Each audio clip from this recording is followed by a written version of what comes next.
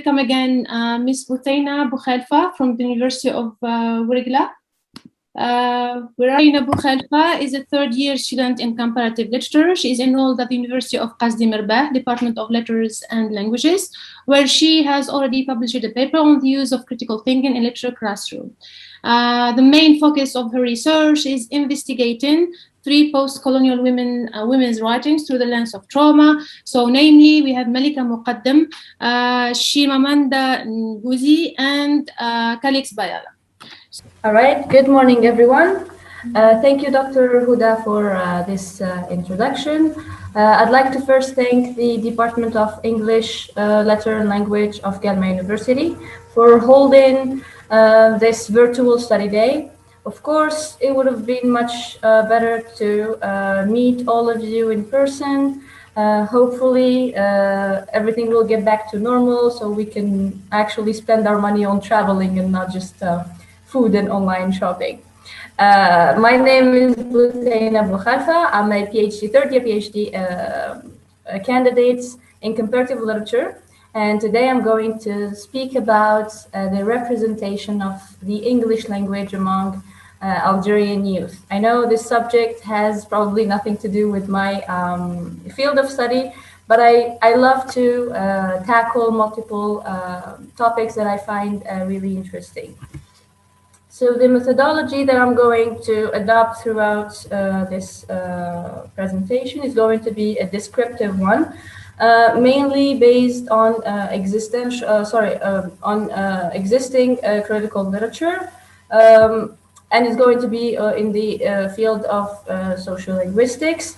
Also, I'm going to use my personal experience as a part-time teacher at the University of Qasdi Mirbah, Ouargla. Mainly the data collected are more or less based on the classroom interaction with second-year students of English. And of course, all of this is going to be tackled from a colonial and decolonization lens. Because I believe that colonialism and language conflicts in Algeria are the main lens through which the dynamics, language dynamics in Algeria are understood. The main points that are going to be discussed today are the historical background, a brief historical background on the legacy of colonization in Algeria, and then we're going to move to the presence of English in Algeria. Algeria, whether there is a conflict between French language and English, and then I'm going to tackle the English as a decolonial tool.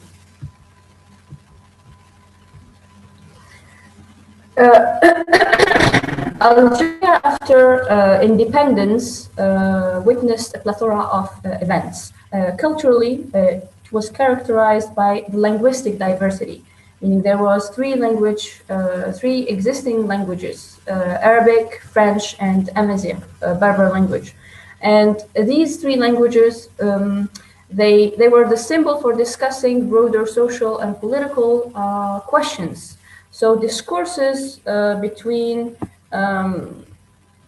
Francophones, Anglophones, and Berberphones constitute a shared performance of Algerianness, meaning here the question of identity is spoken or talked about from the lens of whether you're Francophone or Arabophone or Berberphone.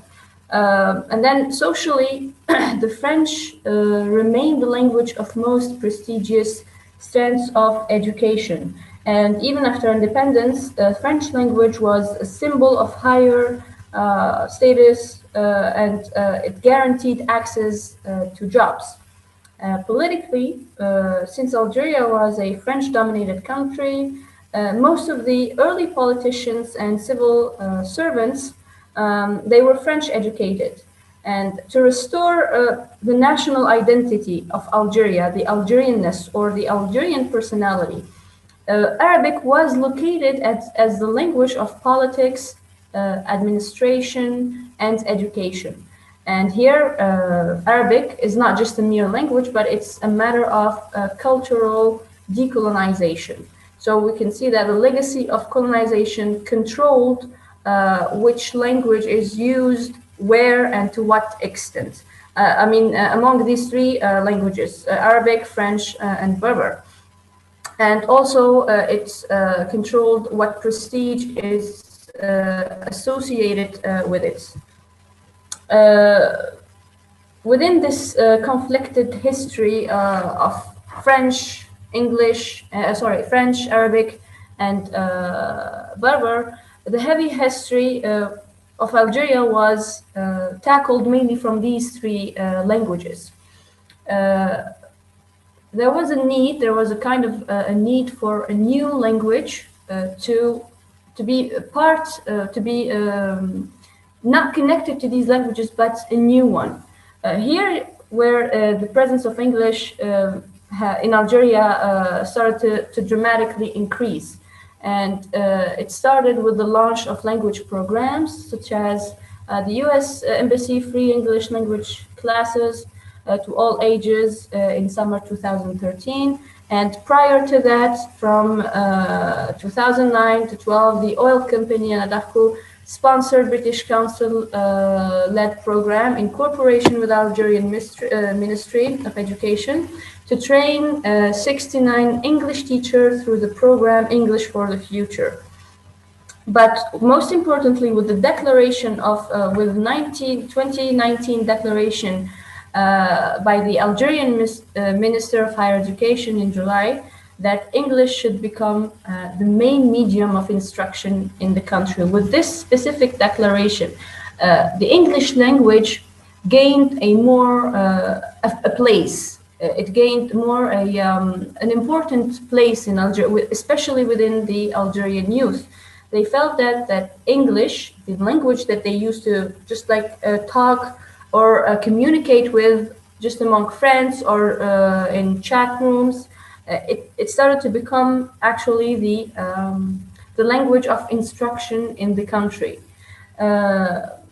But much have been said on its spread, but I think that a little understanding of how this process of taking up is happening in countries where another European language was the dominant colonial language, like here in Algeria. But before that, English is regarded as a global language, as the international language, the language that facilitates democracy, human and economic development, peace and security, and also technological innovation. So now, how is English spoken about or talked about among students in Algeria or among youth in Algeria? I had this discussion with my students, with my former students.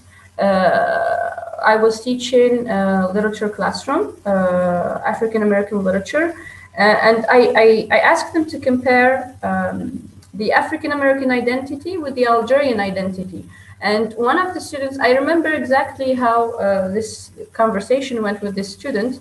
Well, there were actually 3 or 4 students, and they said that English is seen here as a kind of resistance, like the African American resisted slavery and they resisted racism. But here in Algeria, it's more like using the language to resist the French. Why French in particular? Because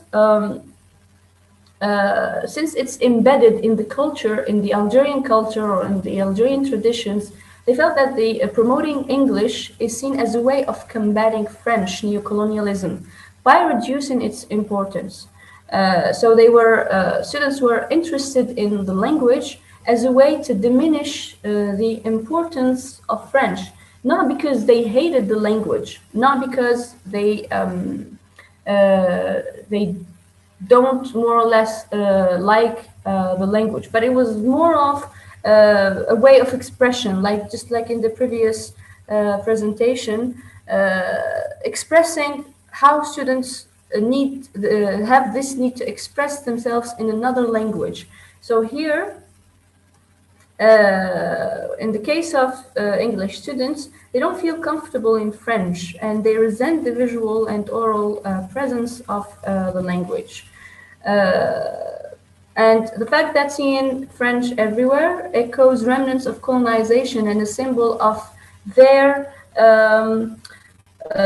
economic and cultural marginalization. So breaking the feeling that French is the language of the elites, there's a need for another language, a more of a not colonial language. So here English is the best fit for this place, because the idea that English, as historically absent from the Algerian scene, enables the possibility of reviewing it as neutral. Here I employ the term neutral compared to French and Arabic and Amazigh. English, because English avoids the tropes linked to the national cultural politics. It's like a new realm of, or a new language to express one's identity or to express one's creativity and personality. So English as a neutral, within the Algerian context, also serves to explain why its spread is seen as positive and an opportunity to remove the cultural, economic, and political influence of the French.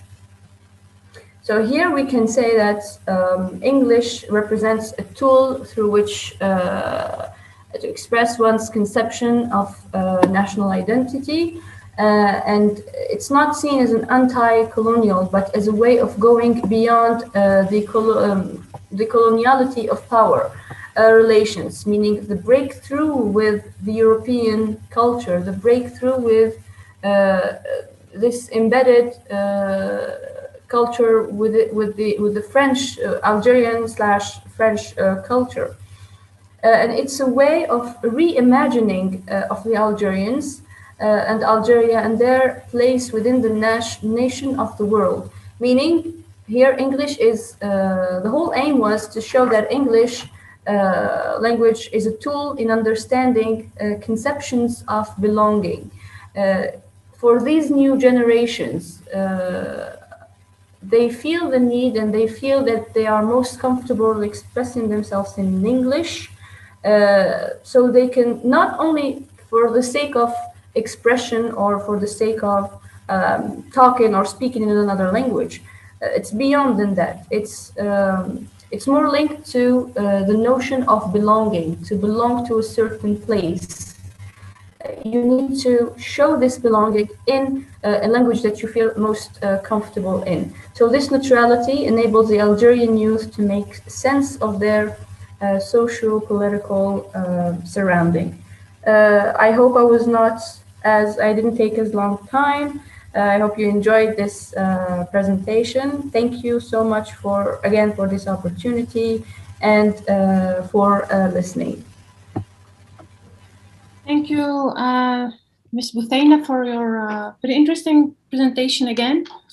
It's always good to put things together as if we have different pieces of a puzzle that we are trying to put together. Right. So now, without delay, I would like to say maybe time for discussion. So if anyone now is really welcome to join, ask your questions, whether in a written form here in the chat space, or you can simply activate your, unmute your mic, and you will be welcome to join. I'm trying to continue again.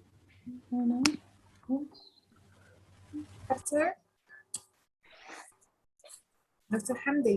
Yes, please. Ms. Bouguessa. Yes.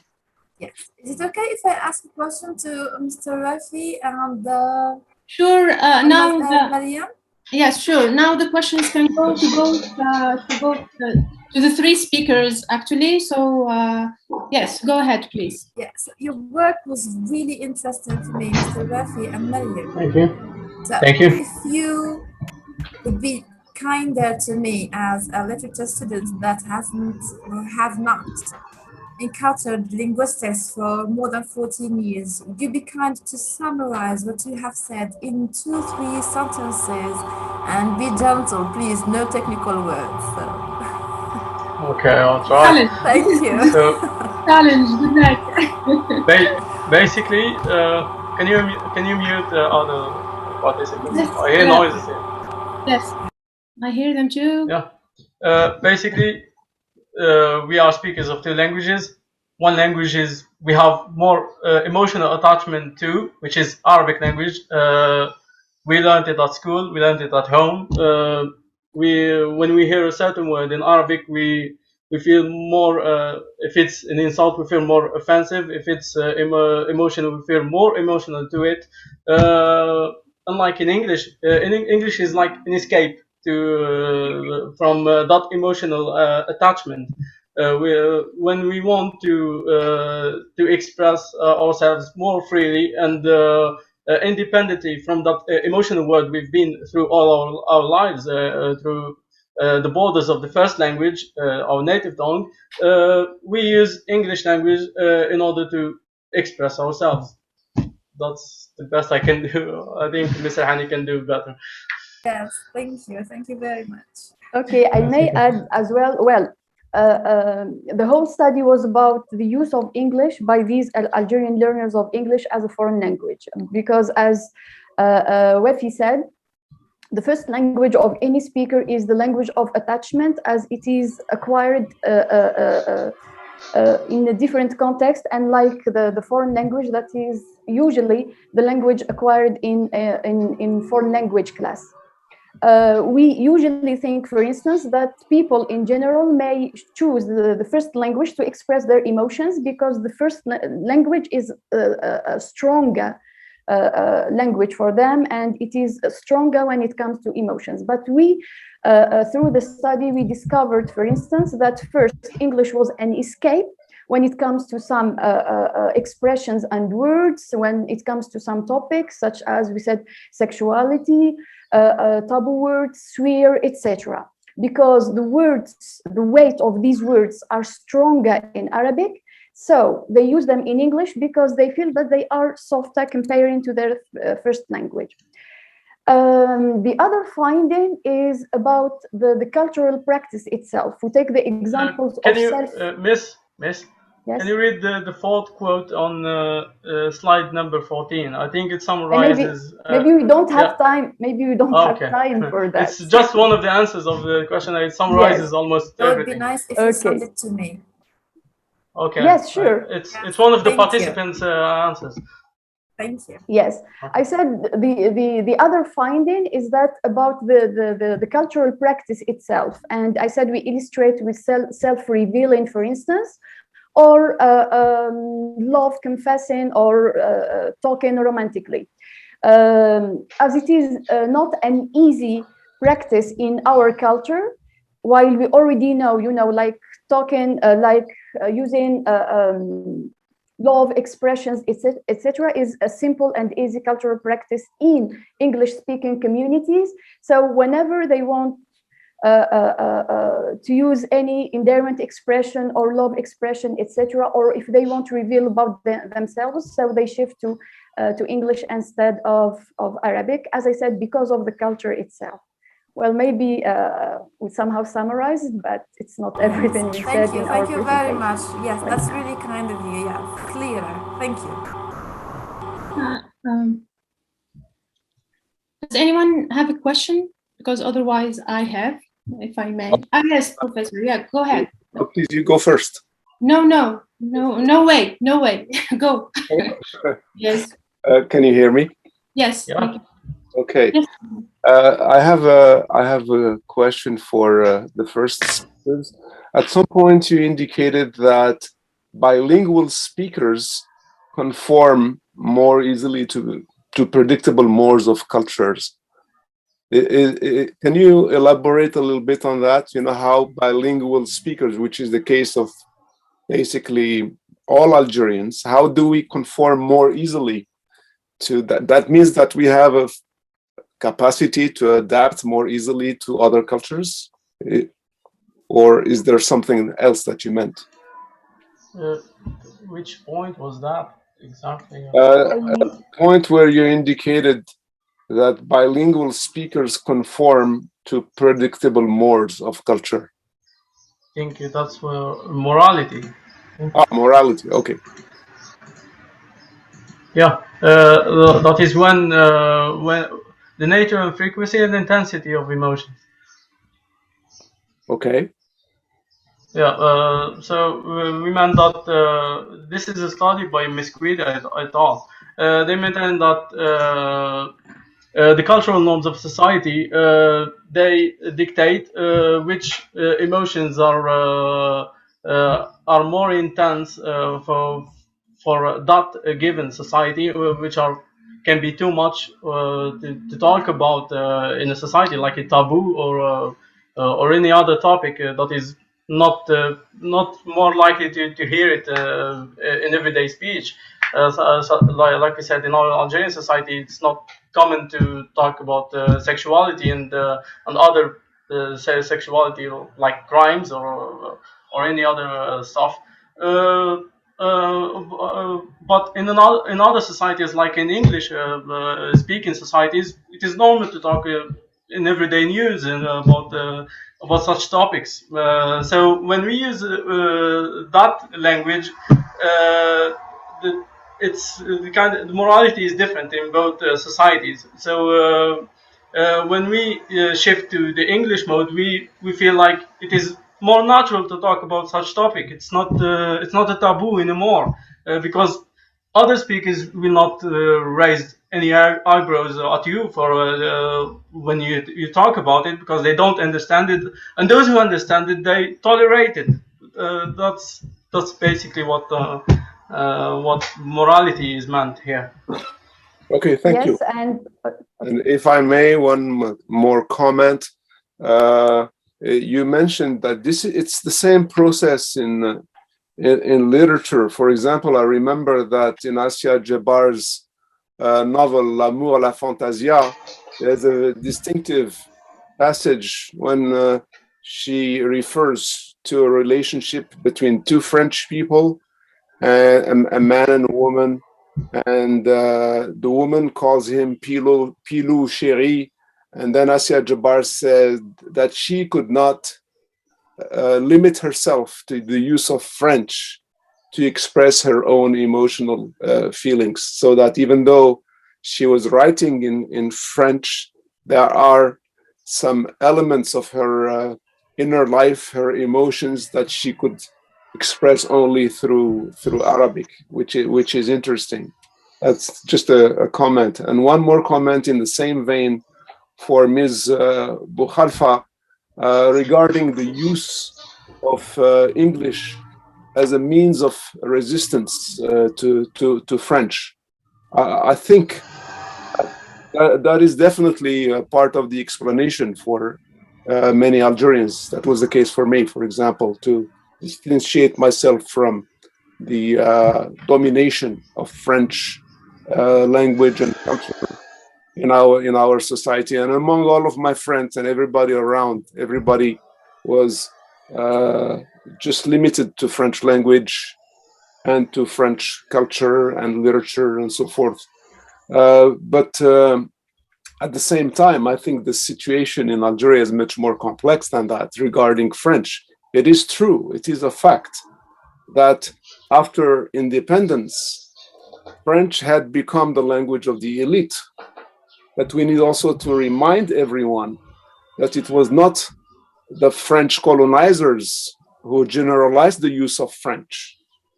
It was the Algerians who did after independence, because under French occupation, even though the French had been in our country 32 years, at independence, more than 80% of the Algerians were totally illiterate. That was the case of our parents, right?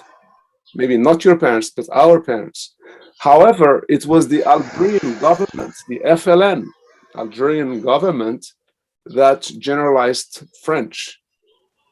However, in the process, ultimately, with the advent of the changes in the economic situation and the advent of the Arabization process, French became the language of the elite, and it was the best way to have the best jobs. So that the situation is much more complex how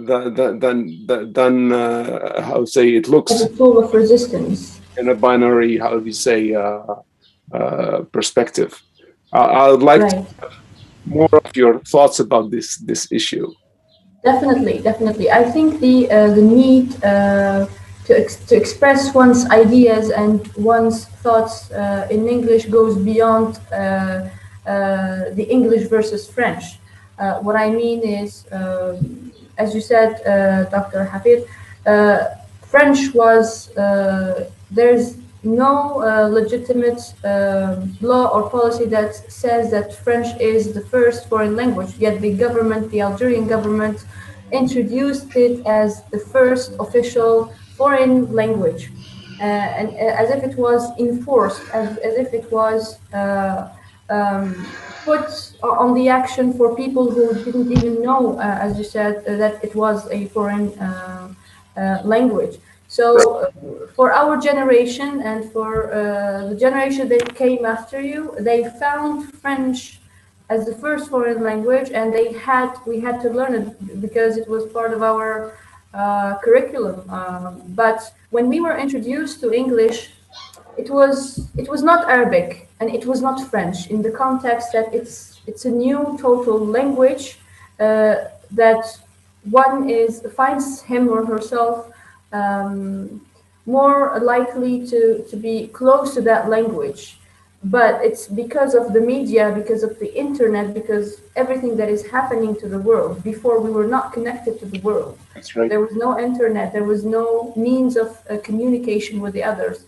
There was only TV, and we had mostly like either French channels or Arabic channels.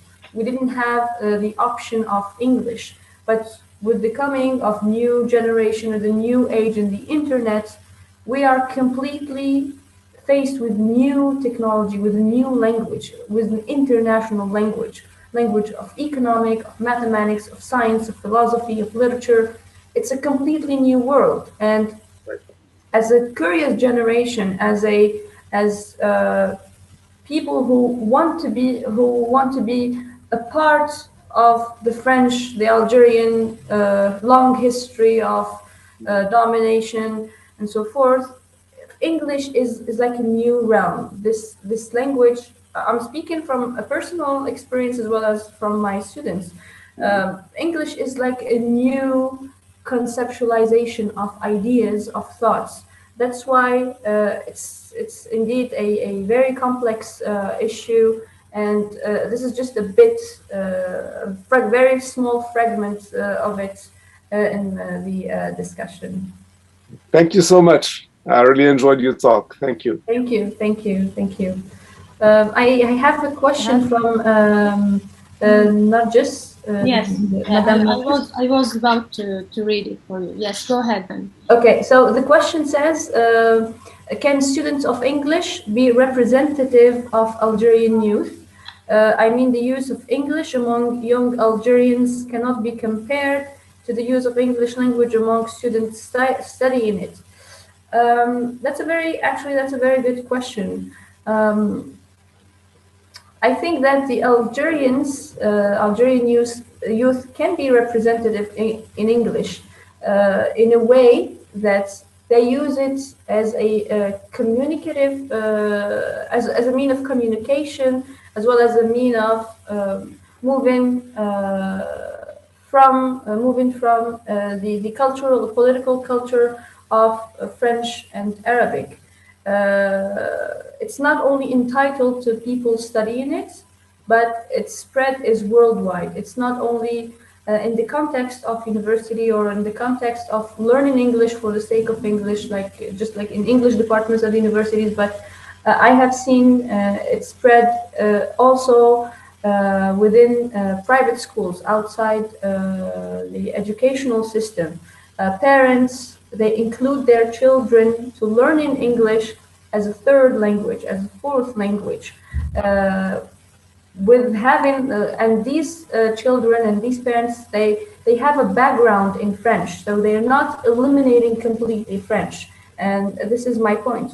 When I say English as a resistant tool, it's not eliminating French from the scene, because that's first of all, impossible because it's embedded in our culture, and it's always a plus to have a new language to talk, to know another language. It's always a plus for sort of the culture, for knowledge, for expression. But I think yeah, they can be representatives of English beyond studying only English within the curriculum. I hope I answered you, Mrs. Nurgis. Yes. I have a question, if possible. Yes. Who is speaking? Sorry. Yes, Reem. Yes, go ahead. Okay. I have a question.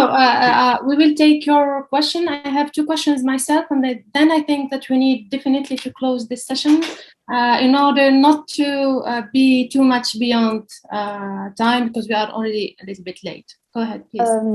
Okay, Ms.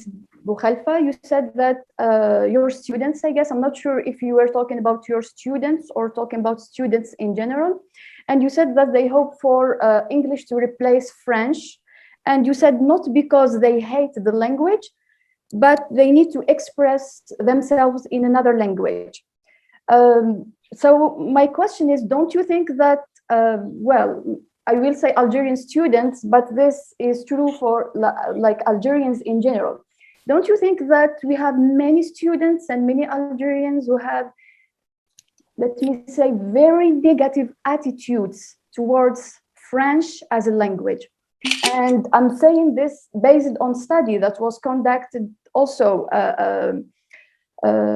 here in Guelma, in which the questionnaire was answered by over 400 students.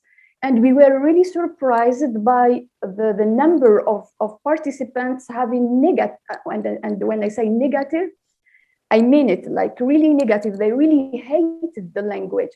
So the vast majority really revealed negative attitudes towards French. Don't you think that in this case, you are talking only about maybe the few groups that you worked with, or you really believe that Algerian students or Algerians do not have negative attitudes towards French and they don't hate it? Thank you. Thank you for this interesting question.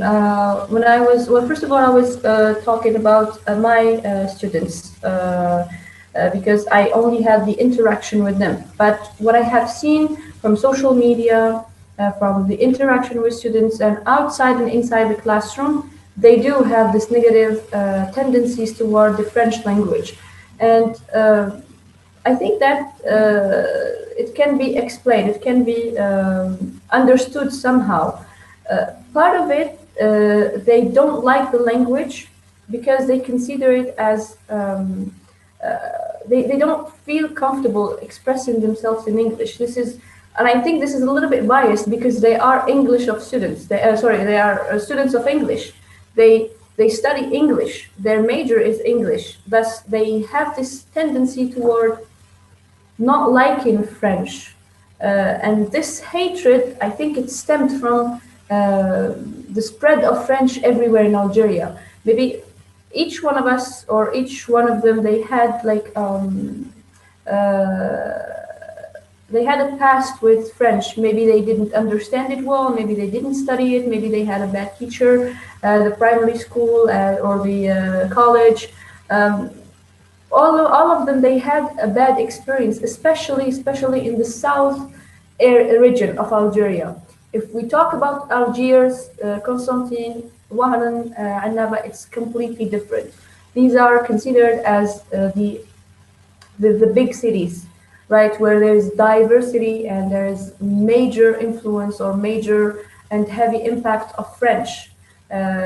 French is, for them, is just a language to communicate with. However, the South region, they have a kind of issue with French, mainly because maybe it was not as emphasized or talked about in preschool or in primary school or in college, but at the Department of English or students of English, they do have this negative tendencies toward the French language. Yes, thank you, Mr. Hani and Ms.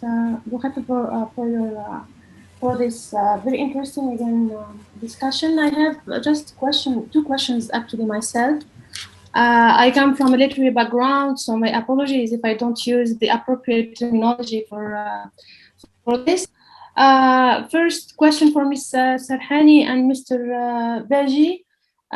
You have linked the use of English or the foreign language to this kind of emotional intensity. You have said that it's a way to go to things, to escape a little bit when there is too much tension or emotions and so on.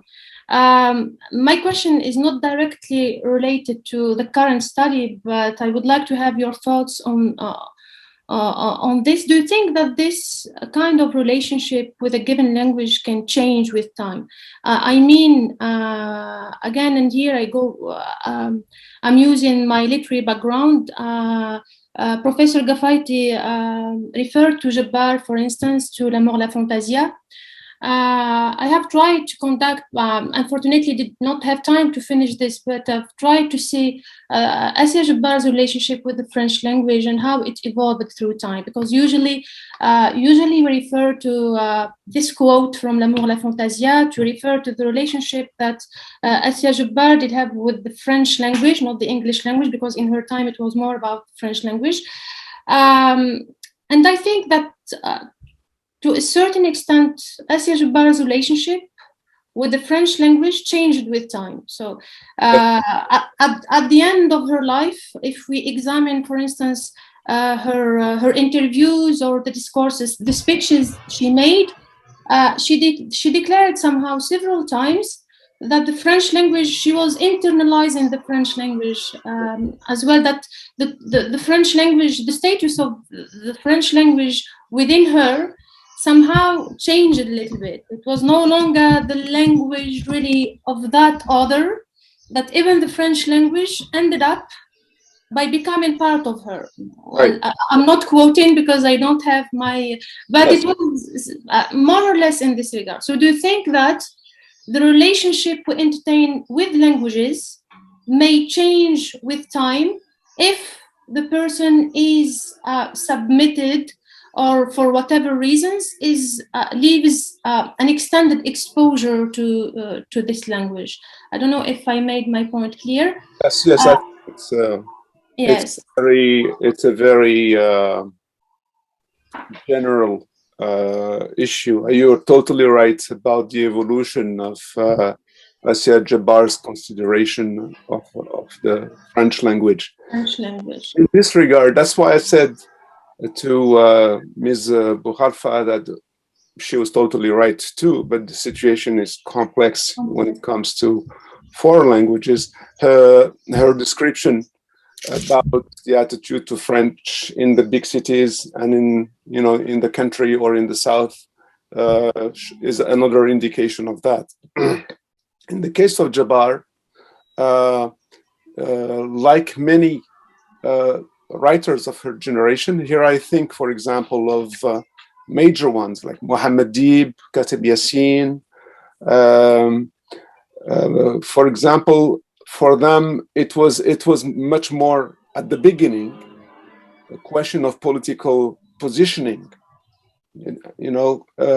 against the French colonization, and then different writers took different stance.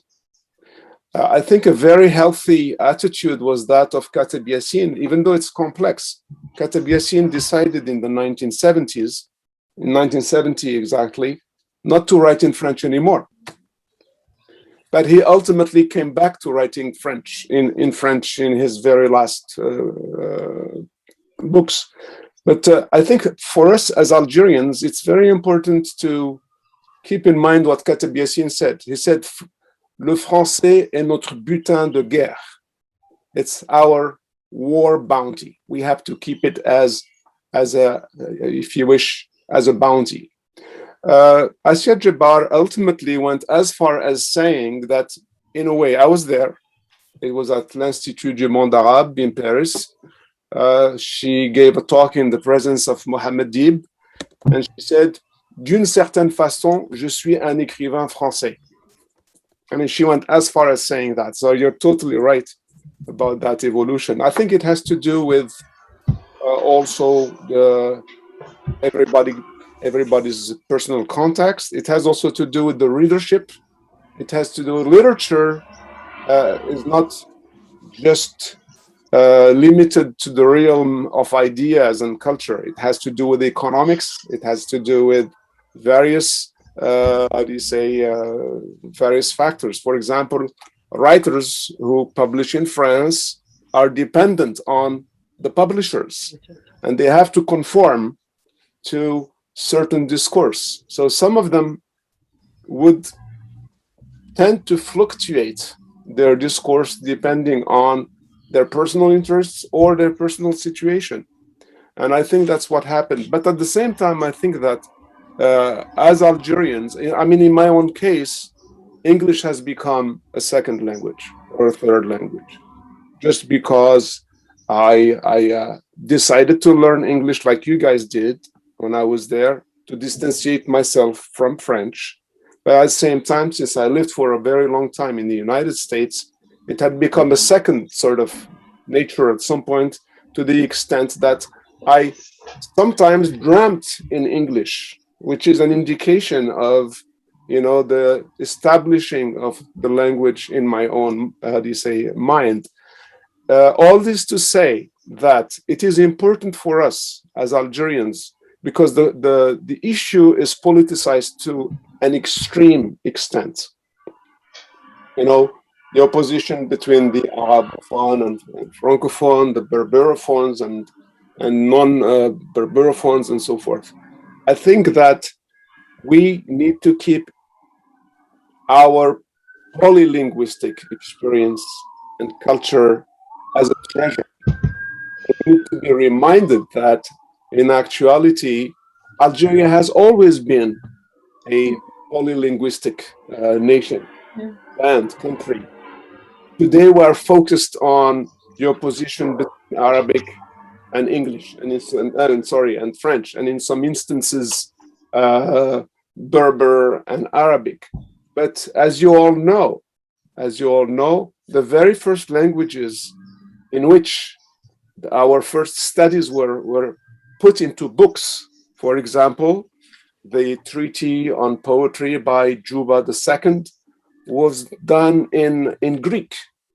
And then treaties on grammar was written in Latin. That was, remember that St. Augustine, one of the very major writers throughout, you know, the history of humankind, wrote in Latin. Later on, we used other languages. So I think that in the current situation, it is important to take into account the differences, but I think it's also important to remain multilingual. And I think that's what you guys are doing. Yes, thank you so much, Professor, for your insights. Shortly, just to answer you, yes, rapidly, because I will try to explain what you talked about, but from sociolinguistic perspective. So yes, you talked about the exposure to the language and to the culture. Of course, exposure to the language and the culture influence the relationship of the person with any language and the attitudes of that person to the language. And in the case of Assia Jabbar, it's not only the exposure, but I may say, well, I'm not that much in literature, but knowing Assia Jabbar, it is about the context of exposure, because first it was in the home community in which French was the language and seen by the majority as the language of the colonizer. And also, maybe you correct me if I'm wrong, so Assia Jabbar, somehow after an independence, lost opportunities to work, to be herself through the language that she mastered better. Then, like, the second phase was an exposure to the language and the culture, but to the native language community. So it was in France, in which maybe she could find herself, she could be herself. She was not maybe negatively judged for speaking another language, etc. And this is what explains how she was changing attitudes and relationship with the language that was to be one day the language of the colonizer. And then I may say, maybe we talked about this before and we somehow create this term, then it became a language of identification. So it's not the first language, it's not first it's another language, it's not a foreign language, it's the language, it's her language, the language that she chose to express herself better, to identify herself with. Maybe it's this. Yes, thank you so much. And this is going to be the last question. Actually, what I was reading, a question by Miss Morji. Is it you, Morjana? I don't know if it's you, but well, anyway, Morji Haddad. Actually, the question she asked joins my own question, so I would like to read it. It's addressed to Miss Boukhalfa. Don't you think that English is a new colonial tool instead of being a decolonial tool? The rise of English as an international language happened due to economic, global, neo-imperial agenda. Replacing a colonial language with another colonial language will lead us to a whole new process of cultural colonization that will take us into a new age of colonization. Somehow, I was about actually to ask more or less similar questions, so we keep up with this one. And I would like also to, you have said at a given point of your presentation that you asked your students to compare, and excuse me if I am not quoting you correctly, correct me if I am wrong, to compare between the Algerian identity and the African identity. Would you please develop a little bit what do you mean by the African identity? Because I believe that within the African continent, there is really a kind of variety of identity. So what do you mean actually by, how would you define this African identity? Thank you so much. And we will close up, I guess. The discussion is very rich, is very interesting, but we definitely need to move to our next session. Right. To answer you the question of using English because it's also a colonial language.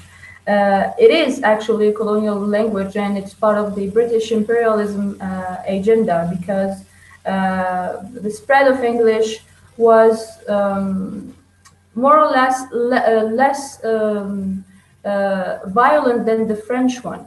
What I mean is, English is absent and was absent historically from the Algerian scene. It was not part of any colonizer or any investor in Algeria. So this is why it's regarded as a language that decolonized the French language. Just like Arabic was a mean of decolonizing the French and going back to the roots and implementing Arabic as language of administration, education, and the political system in Algeria. This example, we can juxtapose it to Algerian youth and the use of English/French. Both of them are colonial languages, but in this context, in the specific context, since English is not historically embedded in the Algerian history, it can be a neutral language, a new language, a language that has absolutely nothing to do with its culture, with the culture of Algeria, with the socio-political situation of Algeria. So we can say that English here can be a decolonial tool, a new language, a way of expression, a new way of talking about the youth's creativity, and especially now they are more connected to the world via internet, via social media. We can see a lot of posts, a lot of people talking in English and about English, trying to post more in English. We can see, I personally saw a lot of hadith, Quranic verses translated to English, and trying to make it a new way of communication. And to answer Dr. Houda's question about the African identity and the Algerian identity, it's what I meant is by my question to my students is the way of resistance. They brought up the African American identity as the long history of African Americans that went through slavery. So there are a lot of African American authors, such as Toni Morrison, who used the language, English language, to express the African American identity. This was the case for, this is what my students meant by English can be a way of resistance because it can be seen as a mean to reclaim the Algerian identity without really touching the traditions or the culture of Algeria, just like the French language did, because to them the French language corrupted the traditions and corrupted the Algerian culture. But English cannot do the same thing and can be a new way to reclaim the identity, the Algerian identity. Yes, thank you so much for taking time to answer all our questions. So thank you all for your for this very rich debate.